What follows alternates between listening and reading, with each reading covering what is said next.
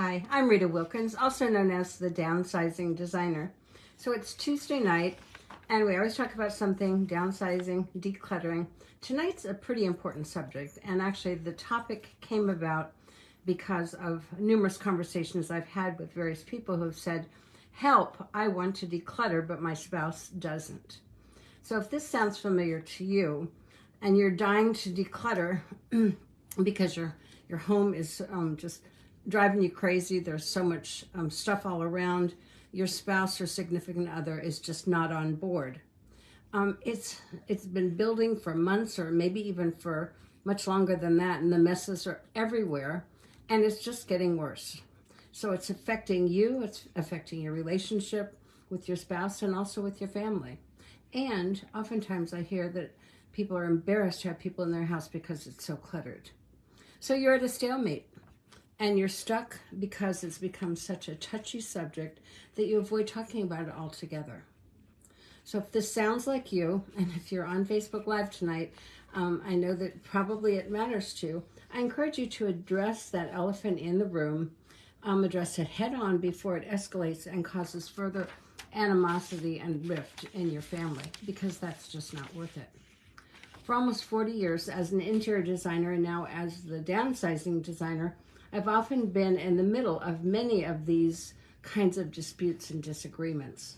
And frankly, I've come to embrace the challenge as that neutral third party because I've developed a method to help people find common ground. And if you follow these simple guidelines that I've used for years, you and your spouse will also be able to move beyond the emotions associated with decluttering so that together you can find mutually agreed upon path forward. So there's 4 steps. And by the way, if you are interested in these, just email me at ritawilkins@ritawilkins.com and put in the subject line the 5 steps, and I will be glad to have that sent out to you. So, I'm sorry, it's 4 steps to collaborate on clutter with getting your spouse on board. So it always starts with a conversation. So any kind of conflict, it's that good open communication. And if you've shut down and if you're choosing not to talk about it, then the problem likely will escalate and a lot of hard feelings happen. So the first is to acknowledge that there is conflict, that you're not seeing eye to eye about clutter, that the issue between you is getting worse and you can't ignore it any longer, and that the issue needs to be addressed. The next thing to do is to schedule a time, a date, and a quiet place for the meeting. And then when you do have a meeting, and this, hopefully it would be not in your home, so it could be at a quiet corner of a restaurant or something like that, but set the stage for opening that honest conversation where you can both be real and be vulnerable.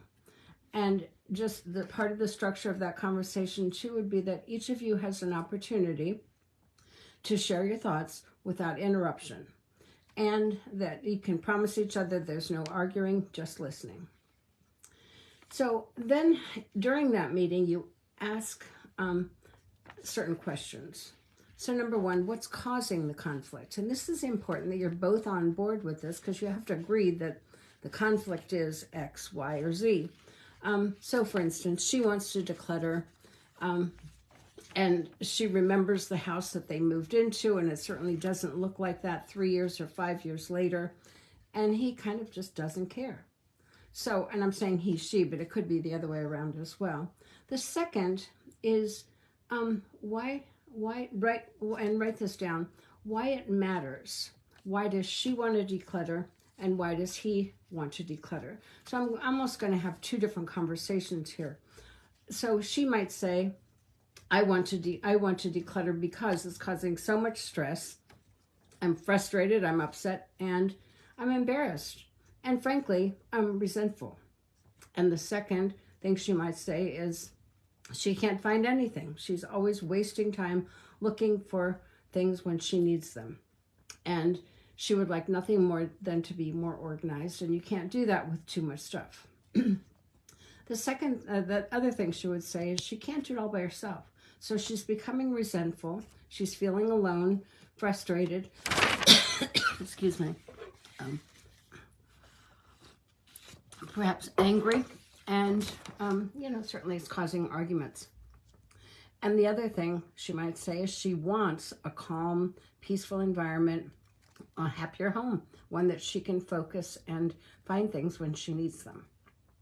And she wants, this is kind of a bottom line, and as you go through this questioning, you kind of get from the surface reasons to the much deeper reasons. And maybe a bottom line is she just wants more time together, and including decluttering. She wants a happy home with her spouse.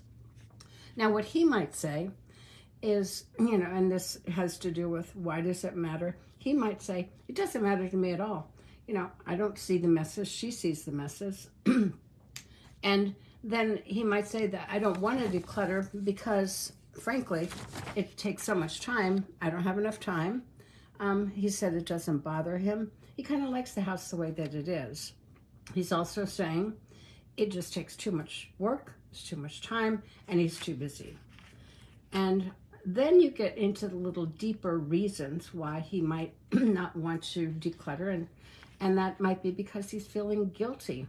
If he lets go of his parents, whatever it is, his mother's stuff, his father's stuff, he might regret it if he he gives away too much or he gives away the wrong things.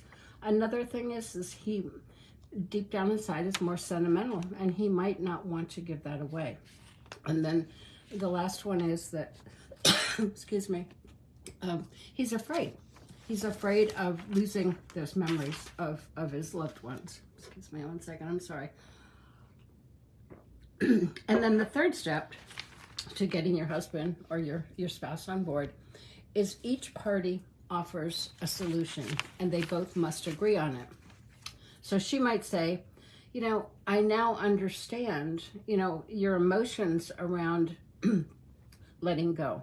So I'll work with you on this, and perhaps if you choose to declutter with me, we can work on some of those areas that aren't so emotional. Kitchen cabinets, kitchen pantry. He might say, now that I understand why decluttering is so important to her, I will help her a couple of hours a week. And I'll not keep making it a big issue and cooperate more. What she might also say is, I'll declutter my stuff, not yours. I'm not going to touch your stuff, and I'll do it room by room. He might say he's going to schedule 3 to 4 hours every week to help manage his time and to work on his stuff only, also room by room. She might say she'll discuss anything before disposing and donating it. In the past, she had not discussed it, and of course it caused aggravation. And she'll let him have a say in what gets decluttered. And what he might say is, I'm going to stop second guessing her. Once the decision is made, just let it go. And then she might say, I'm not going to nag him about clutter anymore. And now that we're working together. And he said, I'm going to stop being a naysayer now that we're working together. So, and the last thing is, they will both continue to not buy anything more and add to the overall clutter. And then the last step is to just keep that conversation going. When you get stuck and when you feel overwhelmed, talk about it respectfully, and let those feelings be heard on the other side. The other thing is to request help, offer a solution, and agree on a solution together, and ask for what you want and what you need, rather than just letting it fester. And then if emotions do rise up, forget about the decluttering for a little while. Take a break, go out to dinner, have a glass of wine, and take care of each other. So nothing's more important than your relationship. Take time for each other and learn to have fun decluttering. So if you are interested in getting these steps, I'd be glad to send them to you. Again, it's Rita Wilkins at ritawilkins.com. Anyway, thanks for listening, and I will see you again next week.